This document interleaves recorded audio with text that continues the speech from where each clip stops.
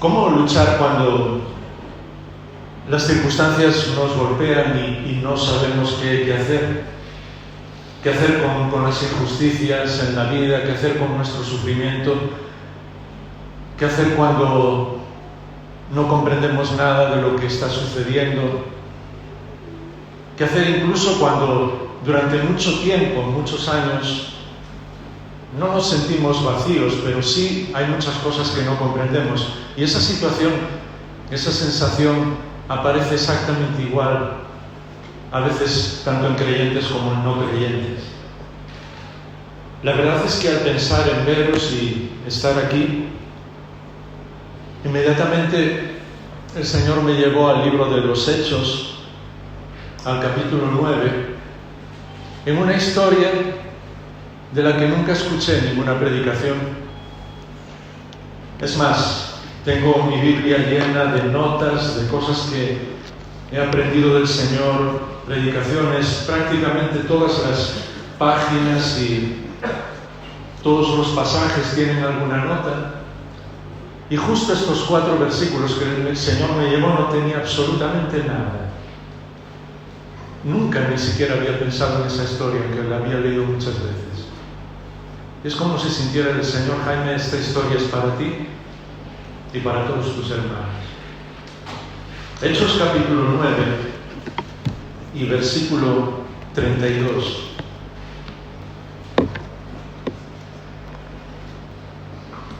Hechos capítulo 9 y versículo 32. Son 4 versículos nada más, los leemos y luego nos fijamos de una manera muy sencilla en algunos detalles. Mientras Pedro viajaba por todas aquellas regiones, vino también a los santos, literalmente no solamente santos, sino fieles, que vivían en Lida. Y allí encontró un hombre llamado Eneas, que había estado postrado en cama por 8 años, porque estaba paralítico. Y Pedro le dijo: Eneas, Jesucristo te sana.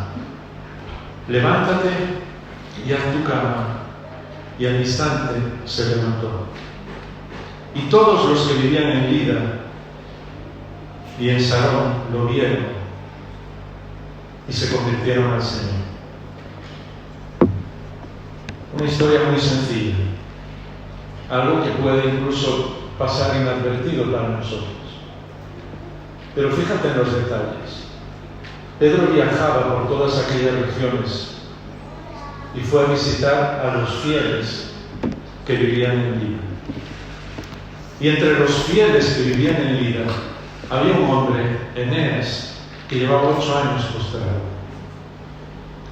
A veces pensamos, nuestro inconsciente y a veces incluso el enemigo se introduce en nuestra mente creyendo que cuando somos fieles, por eso dije esa palabra, cuando Lucas escribió, literalmente no escribió santos, escribió fieles, es como si estuviera diciendo, era gente realmente apasionada por el Señor. Pues que la vida va a ser, no estamos pensando que sea perfecta, porque solo será con el Señor, pero sí estar libres de muchas cosas. Pero no, aquí había un hombre que se llamaba Eneas, que llevaba 8 años postrado y que no podía moverse, que no podía hacer absolutamente nada. Y es curioso porque en aquella época los nombres tenían mucha importancia. La gente ponía nombres intentando que fueran una bendición para sus hijos. Eneas era uno de los héroes griegos de la literatura griega. Así que yo supongo que cuando sus padres le pusieron este nombre a su hijo, pensaron que iba a ser un hombre fuerte. Eneas literalmente significa terrible, fuerte. Terrible no en el sentido de terrorífico, sino de fuerte. Alguien destinado a ser fuerte en la vida, a ser un líder, a ayudar a los demás. De hecho, era muy conocido en la literatura porque era uno de los héroes de la Ilíada de Homero y también de la Eneida de Virgilio, 2 de los poetas más conocidos en aquella época. Así que cuando alguien le ponía a su hijo Eneas, quería decir que este va a ser un héroe. De hecho, si lees alguna de estas historias, te das cuenta de que hay un momento en que todo se viene abajo y él es lo suficientemente fuerte, Eneas, como para sacar a su mujer, a su hijo, incluso llevar a su padre encima de un incendio y liberarlos a todos. O sea, alguien que realmente estaba diseñado para vivir una vida impresionante, pero 8 años en una cama, postrado y paralítico. Años de sufrimiento. Porque muchas veces no es solamente que tú te sientas mal, sino lo que piensas que estás haciendo sentir a los demás. Necesitas ser cuidada, y entonces piensas, pues me gustaría no ser una carga. Y lo vemos así cuando estamos sufriendo, ¿verdad? 8 años. No sé si el Señor te está queriendo decir algo con esa cifra hoy. A mí personalmente me enseñó algo muy importante en mi vida personal. Pero tampoco a veces tenemos que estar tan preocupados por un número determinado. Pero quizás, de alguna manera, tú llevas 8 años con alguna carga. Porque a veces, no solamente el hecho de estar postrado, o como el caso de Eneas, de ser paralítico, es lo peor, lo más terrible en la vida. Yo creo que todos sabéis que a veces hay cosas incluso peores y situaciones que nos tienen postrados durante muchísimo tiempo y cosas que no comprendemos y sufrimiento que no somos capaces de vencer. Pero llega Pedro allí y le dice algo muy sencillo. Le predica un evangelio directo: Jesucristo te sana. Se acabó, no más, ni menos. Pero eso es lo que transforma la vida, porque es Él el que nos cambia. Es curioso porque a lo largo del libro de los Hechos, en varias ocasiones se nos dice que personas se acercaban a Pablo porque sabían que él tenía poder y eran sanados, incluso que querían que la sombra o de Pablo o de Pedro les tocara porque iban a sanar. Y Dios hacía milagros. Pero Pablo y Pedro sabían que la clave era uno, más exactamente el Señor Jesús. Jesucristo te sana, ese es el mensaje. Y podríamos volver a casa ahora, volver a descansar esta noche y sencillamente decirle a nuestro Padre Celestial: yo sé que Jesús me sana, y dormir tranquilos. Y ese es el mensaje. Pero es curioso porque, aun sabiendo que el Señor Jesús hace eso, hay algunos detalles más, muy sencillos. Fijaos en esta historia. Porque Pedro le dijo, versículo 34, Jesucristo te sana, levántate y haz tu cama. Lo había leído centenares de veces. Pero esta vez cuando me estaba leyendo digo, ¿por qué Pedro le dice eso? Sanas a una persona y le pides que haga su cama. ¿Qué quiere decirnos el Señor? ¿Lo has pensado? Voy a decir lo que Él habló en mi corazón y espero que os ayude. Durante 8 años este hombre había sido un inútil, había estado en su cama, había estado postrado. Así que de repente el Señor le sana y Pedro le está diciendo, levántate, ya no necesitas estar más postrado, el Señor te sanó, así que haz tu cama. La próxima vez que vuelvas a esa cama será solo para dormir, nunca más para estar postrado. Así que hazla y olvídate de ella. ¿Me seguís? Y claro que el Señor nos sana, pero muchas veces lo que Él está queriendo enseñarnos, lo que Él está queriendo enseñar a Jaime personalmente, y espero que cada uno de vosotros, es que el Señor no solamente nos levanta, sino que dice, olvida lo que ha pasado, haz tu cama, vuelve incluso al lugar donde has sufrido para hacer la cama, para decir, Señor, tú me has sanado, y esto ya no representa nada para mí, porque yo sé que tú me has sanado. Vuelve a los lugares donde te han herido, vuelve incluso a las personas que se han burlado de ti, vuelve a las situaciones que te han creado miedo, vuelve a las preocupaciones que te desesperaron, vuelve al sufrimiento sencillamente para decir, Jesucristo me sanó y ya hice la cama, lo siento, se acabó, no necesito nada más. ¿Verdad que parece un detalle inútil? Sin embargo es tan importante. es tan importante para nosotros, porque muchas veces a lo largo de la vida lo que el Señor hace es eso, precisamente que volvamos a los lugares donde hemos estado, incluso físicamente, sencillamente para saber que Jesús realmente nos ama. Hay algo que me apasiona en la vida del Señor Jesús. Bueno, me apasiona todo lo sabéis. Estoy completamente enamorado y cada día más apasionado por Él. No solamente por ser mi Salvador, sino por todo lo que hacía. Y cuando tú lees los Evangelios, te das cuenta de que una y otra vez Él iba al huerto del Getsemaní para orar. Sabía que un día iba a estar derramando gotas de sangre allí, iba a sufrir tanto que le dijo a sus discípulos: mi alma da la impresión, mi corazón da la impresión de que se va a morir de tristeza. Fue capaz de decirle a su Padre: pasa de mí esta copa, no porque no quería padecer por nosotros, sino precisamente por todo lo contrario, porque estaba llevando todo nuestro sufrimiento. Y eso era demasiado para una persona, aún siendo Dios mismo. Y no sé si teológicamente es muy correcto lo que estoy diciendo, pero sé que me entendéis. ¿Y por qué Él iba tantas veces allí? Era como decir: aquí voy a entregarlo todo por Jaime, por cada uno de vosotros, pon tu nombre, aquí voy a entregarlo todo, así que voy a acostumbrarme a venir aquí. Y iba y oraba. Estoy seguro que le decía a su Padre Celestial: papá, Abba, lo más tierno que uno puede decirle a nuestro Dios: yo entrego todo por ti, no me importa si viene sobre mí todo el sufrimiento del mundo y toda la maldad de todas las personas de toda la historia, yo lo quiero. Y dejadme que deje volar la imaginación espiritual. A mí me encanta y espero que el Señor me perdone si digo algo que no es cierto. Pero yo casi quiero estar seguro que después de resucitado, el Señor quizás volvió allí con sus discípulos, o paseando, o quizás cerca, o no sé, para decirle: este fue el lugar de victoria, el lugar donde lo entregué todo por vosotros. ¿Sabes por qué pienso eso? Porque piensa, por ejemplo, en Pedro. Cuando él niega al Señor, cuando él dice delante de todos, y no solamente lo dice, porque a veces nosotros espiritualizamos mucho la palabra de Dios, no solamente dice que no le conoce, no solamente niega que conoce al Señor, la Biblia dice que juró y perjuró, puso a Dios por testigo que no conocía al Señor Jesús. Literalmente en el griego dice que se puso bajo maldición, como diciendo: si yo le conozco, pues que sea maldito ahora mismo. Imagínate, no hay otra manera peor de negar que esa. Sin embargo, el Señor le restauró, porque nosotros podemos negar al Señor, pero Él no nos deja. Nos va a restaurar, va a buscarnos hasta fortalecernos y restaurarnos, como hizo con Pedro.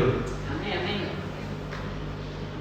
¿Y sabes dónde Pedro se enfrentó? No solamente con el sumo sacerdote, con todos los principales de los fariseos, con el Sanedrín en pleno, incluso con la guardia romana que estaba allí, diciéndole: este mismo Jesús que vosotros habéis crucificado, Dios le ha hecho Señor y Mesías, Él va a volver, Él ha resucitado. ¿Sabes quién estaba delante? Todos ellos. ¿Y sabes dónde estaban? En el mismo lugar que le negó. ¿Recuerdas la historia? Es como si Pedro estuviera pensando aquí: el Señor me sanó y ahora estoy haciendo mi cama. ¿Me seguís esta frase? Él me ha traído al mismo lugar para proclamar delante de todos lo que tenía que haber dicho un día, pero le negué. Y todos se asombraron de que Pedro, de repente, aquel que había negado al Señor, fuera un hombre tan valiente. Así que tenía que haber visto al resucitado. Querido hermano, querida hermana, Jesucristo te sana. Haz tu cama. Timoteo, ¿os acordáis que incluso en muchas ocasiones Pablo mismo le habla de cómo había sido maltratado, digamos psicológicamente? Hoy está tan de moda esto del bullying, pues tanto en Corinto como en Éfeso le decían de todo, que si era muy joven, que si no predicaba ni como Pablo ni como Apolos ni tenía la autoridad de Pedro, le decían de todo y él quería seguir haciendo. seguir trabajando, cumpliendo su ministerio para el Señor y seguir trabajando. Y tenía que volver al mismo lugar donde era despreciado. Y Pablo le escribe: Dios no nos ha dado espíritu de miedo, de temor, sino de amor, poder y dominio propio. Timoteo, vuelve allí. Ni te preocupes por lo que la gente diga. Porque a Dios le encanta que volvamos a los lugares donde hemos sufrido, donde hemos tenido miedo, donde no podemos salir adelante para restaurarnos y fortalecernos. Pablo en Listra fue apedreado de tal manera que lo tomaron por muerto, pensaron que habían acabado con él. Vinieron algunos de los amigos, de los creyentes, de los hermanos de Pablo, lo tomaron, lo llevaron a casa, oraron por él, dice que pusieron un poco de aceite en sus heridas. A los pocos días, ¿sabes a dónde volvió? Al mismo sitio a predicarle a las mismas personas. Vuelve, no te preocupes. El Señor te sana, te fortalece. Haz tu cama. Y que no quede absolutamente nada en tu vida que sea un recuerdo malo. Claro que hay recuerdos que no nos gustan, pero Dios quiere restaurarlo absolutamente todo. Dios quiere que nosotros vivamos de una manera diferente. Entrega absolutamente todo en las manos de tu Padre Celestial. Terminamos, el tiempo se va rápido, pero algo muy importante en cuanto a Eneas. Se levantó, hizo su cama, y la Biblia dice que lo hizo al instante, en ese mismo momento. ¿Sabes lo que ocurrió? Y esto solo fue curiosidad mía. A veces digo curiosidad gallega. Los gallegos hacemos muchas preguntas y siempre estamos buscando algo más. Así que sencillamente fui a ver por qué después hubo tantos Eneas, digamos, en el campo cristiano, cuando era un nombre que se usaba, ¿os acordáis?, para un héroe de la mitología griega. Resulta que el cristianismo en esos primeros años convirtieron el nombre de Eneas. Era un nombre bonito, no tenía nada malo, el sentido de ser terrible, fuerte, alguien diseñado para ayudar, para fortalecer, para socorrer a los demás. Nos encantaría que nos conocieran así. Pero resulta que, solamente variando muy poquito la raíz, si tú buscas ahora significado de Eneas, le añadieron 3 significados, cada uno de ellos dependiendo de lo que los padres querían poner. Y esa raíz tiene que ver con 3 cosas: contar, alabar y prometer. Así que si buscas Eneas hoy o quieres ponerle ese nombre a un hijo tuyo, puedes escoger si realmente va a significar contar, alabar o prometer. Y entonces sí, en ese momento, aún con todo lo que el Señor me había dicho, le dije: Señor, esto es para mí y espero que sea para todos vosotros también. Porque primero, la clave en nuestra vida, Jesús te sana. ¿Lo recordáis? Hemos hecho nuestra cama, nos hemos levantado, hemos vuelto a donde el Señor quiso y Él nos ha restaurado. ¿Qué vamos a hacer ahora? ¿Cómo vamos a vivir? Primero cuenta lo que el Señor ha hecho contigo. Y eso sí me impresionó, porque siempre que hablamos del Evangelio pensamos en explicarle a las personas el Evangelio, y eso es genial, es perfecto. Las personas necesitan saber lo que el Señor Jesús puede hacer con ellos. Pero resulta que a lo largo de todo el Nuevo Testamento, casi todas las personas, incluido Pablo, ¿sabes cómo comienzan a predicar el Evangelio? Cuentan lo que Dios ha hecho con ellos. Siempre. La mujer samaritana sale y dice: aquí está el que me dijo todo lo que he hecho, es el Mesías. Y entonces la Biblia se encarga de decirnos, por medio del evangelista Juan, un poquito más adelante, que ellos cuando escuchan al Señor dicen: ahora creemos, pero no solo por lo que tú nos has dicho, sino porque Él, le hemos escuchado a Él. Eso es lo mejor que pueden decir de nosotros. Jaime, ahora creo por lo que tú me has contado del Señor, pero además porque ahora le he escuchado a Él. porque así las personas reaccionan a lo que el Señor hace en sus vidas. Lo que yo pueda decirles, lo que tú puedas decirles es muy bueno, pero tienen que enfrentarse en el buen sentido de la palabra, es decir, ponerse cara a cara con el Señor. El ciego de Juan capítulo 9, una cosa sé, antes era ciego y ahora veo. Y todavía no conocía quién era el Señor Jesús como Mesías, así que después tiene que encontrarse con Él, pero cuenta lo que ha hecho. El mismo libro de los Hechos, un poco después de que Pedro habla a todos sobre el Señor Jesús resucitado, con aquel paralítico en el capítulo 4, ¿os acordáis que había sido sanado, que estaba a la puerta del templo? La misma Biblia, la misma palabra de Dios, es decir, el Espíritu de Dios, nos dice que ellos no podían hacer nada porque veían al que había estado tantos años allí, paralítico, y lo veían con buena salud. Así que las obras del Señor se ven en nosotros, y las personas a veces pueden argumentar contra los argumentos que nosotros le damos, pero no pueden argumentar con lo que Dios ha hecho en tu vida, con lo que Dios ha hecho en mi vida, porque eso es una realidad. Dios cambió mi vida y cambió la tuya. Y el mismo Pablo, todas las veces que él habla del Señor en el libro de los Hechos, ¿sabes cómo comienza? Con su camino a Damasco. Algunos habéis tenido un camino a Damasco más trascendental, en el sentido de que el Señor os sacó de algo absolutamente terrible. Otros hemos atravesado muchos caminos a Damasco en nuestra vida, por sufrimiento, por dolor, por incomprensión, por muchas cosas. Pero siempre podemos comenzar diciendo, ¿sabes qué? El Señor me cuida, me sanó. Es la persona que más amo, es quien más me ama a mí, tienes que conocerlo. Y te voy a contar cómo. Pero comienza contando. Pero también, segundo, ¿os acordáis? Eneas también significa alaba. Porque esa es la clave. Cuando el Señor nos sana, y justo además cuando menos podemos hacerlo. Y solamente aquellas personas que han sufrido pueden comprender cuando el escritor a los Hebreos y el capítulo 13 habla del sacrificio de alabanza, porque cuando alabamos a Dios y todo nos va bien, pues es muy bonito, la música es genial, cantamos, nos sentimos en el tercer cielo y gloria a Dios, eso es perfecto. Pero cuando estamos sufriendo y nuestro corazón está roto, y cuando las canciones se mezclan con las lágrimas son las mejores partituras para las canciones, para crear una canción de adoración. Porque entonces estamos mirándole a Él y no a nosotros.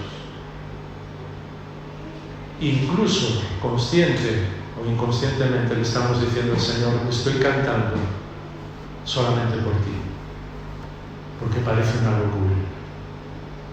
Pero justo es en esos momentos cuando nuestra alabanza nos transforma a nosotros. ¿Sabes por qué? Porque no dejamos de mirar a nuestro dolor, sino que estamos mirando a nuestro Dios. Y es Él el que quita el dolor de nuestra vida.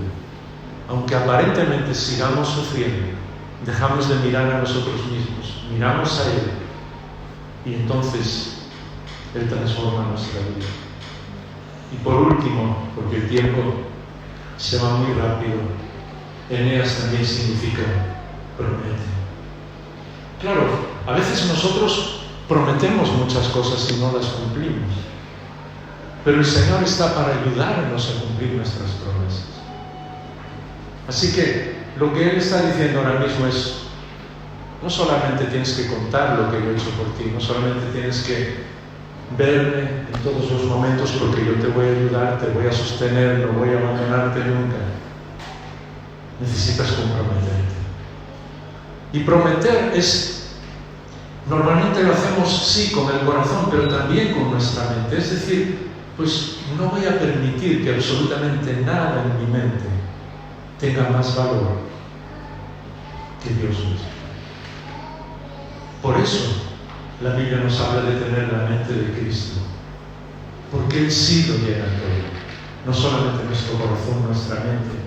Cada vez que aparece algo que nos distrae, o incluso más terrible, que aumenta nuestro sufrimiento o que nos llena de preocupación, Pablo escribe de una manera muy directa diciendo, llevad cautivo todo vuestro pensamiento al Señor.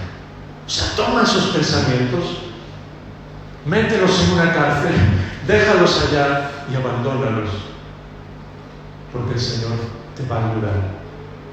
Y por eso es tan importante la promesa. Por eso es tan importante decidir confiar en el Señor. Y sabéis, dejadme solo un minuto más. Para mí el ejemplo clave en la Biblia, en ese sentido, son aquellos 3 jóvenes. Muchas veces los jóvenes nos dan el ejemplo siempre. Son aquellos 3 jóvenes en el libro de Daniel, ¿os acordáis? Que sencillamente los iban a quemar vivos por no arrodillarse delante de una estatua, delante de un ídolo. Y es su manera de contestar, porque claro, siempre hablamos de la historia de los jóvenes y de cómo Dios les salvó, pero olvidamos un pequeño detalle, por aquello que os decía, que espiritualizamos mucho las cosas. El pequeño detalle, pequeño entre comillas, es que ellos no sabían lo que iba a pasar. ¿Y sabes lo que dijeron? Nuestro Dios puede librarnos. Y si no lo hace, no me importa, yo voy a seguir viendo. Eso es una promesa. Dios puede librarme. Dios puede librarme incluso de las situaciones que estoy pasando, de las cosas que no comprendo, de las preocupaciones, del sufrimiento. Dios puede librarme, porque Él es mayor que todo. Pero aún así, si no fuera posible, o si siguieran los ataques, no me importa, yo voy a seguirlo a Él. Eso es una promesa. Eso fue lo que ellos hicieron. Y sabes que Dios siempre escucha nuestras promesas y Dios siempre nos rescata del fuego. ¿Cuál es el fuego que estamos pasando hoy? Es el fuego de la preocupación, del dolor, de la incomprensión de otras personas, del cansancio. De ese fuego Dios nos puede rescatar. Y nuestra promesa no es que sea imprescindible, Dios te va a rescatar igual, pero sí nos ayuda a nosotros a comprender en quién tenemos puesta nuestra mirada. Él nos puede rescatar del fuego, pero si no, sepas, oh Rey, que nos da igual. Aunque Él no nos rescate, nosotros vamos a seguirle a Él. Eso es una promesa. Y por eso estos 4 versículos terminan de una manera tan sencilla, tan bonita, tan limpia, tan evangelística. Ya no sé qué más decir. Todos, no unos cuantos, todos los que vivían en Lida lo vieron y se convirtieron al Señor. ¿Sabes que esos 8 años de sufrimiento de Eneas tuvieron una repercusión eterna? ¿Sabes que esos años de dolor que nunca jamás llegaremos a comprender, ni a veces no necesitamos pedir explicaciones al Señor porque escapan de nuestra mente? Confiamos en Él y nos basta. Porque cuando confías en alguien que te ama de una manera tan extraordinaria, sabes que va a tener sus razones, así que no necesitas casi ni conocerlas. Todos los que vieron la historia de Eneas se convirtieron al Señor. Y yo me imagino a él contando, alabando y también comprometiéndose con el Señor y viendo a todas aquellas personas y diciendo para adentro, sin orgullo, sé que me comprendéis, orando y diciéndole al Señor: Señor, y toda esta gente que está aquí y que ahora te ama, fue sencillamente porque yo estaba postrado en una cama y tú me rescataste. Pues sí. Quizás Dios te va a usar para eso, quizás no, seguro te va a usar para mucho más de lo que imaginas. Así que el Señor te sana de la situación que estés. A veces tenemos que seguir con nuestras enfermedades, sé que comprendéis lo que estoy diciendo, pero Él sigue diciéndonos lo mismo: no te preocupes, haz tu cama, cuenta lo que estoy haciendo por ti, alaba y sigue comprometiéndote conmigo. Porque todos van a ver eso y me van a buscar. Todos van a ver tu comportamiento, aún con nuestras debilidades, con nuestras lágrimas, con nuestro pensar que no podemos hacer nada. Pero es lo que Pedro escribió a la primera iglesia. ¿Te acuerdas? En el primer capítulo de su carta, de su primera carta, cuando dice: cuando vuestra fe probada, más preciosa que el oro, cuando todos ven esa fe, dice, eso traerá salvación de almas. Personas que van a ver tu fe, que van a ver tu reacción, aún con todas las situaciones difíciles, aún con todas las incomprensiones, y van a decir: yo quiero conocer al Señor, yo quiero conocer a la persona, al Dios de quien está tan enamorada, esta mujer, este hombre, este chico, esta chica, este joven, esta persona mayor, cómo está tan apasionada por Dios. Yo quiero conocerle. Eso es lo que Dios va a hacer en tu vida. Vamos a inclinar nuestra cabeza para orar.